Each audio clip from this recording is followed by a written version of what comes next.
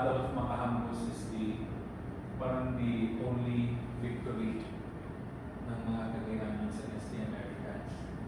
Okay. Mas clear yan kasi pag I-read the manuscript, ano siya, parang the Americans tried, kasi alam ng American Agus. Ay, si Halil. Okay.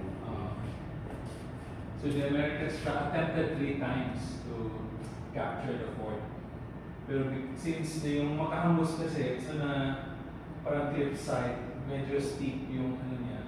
So hindi kinaya yung mga bato. Tapos pangatlo, parang hindi talaga they tried to charge at the fort. Marami sa kanila nahuhulog talaga sa cliff.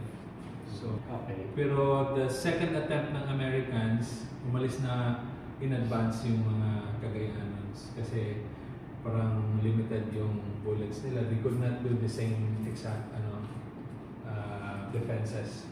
Wala nang bala yung kanyon. Gusto kasi nagamit na sa una. So they decided to go to the forest.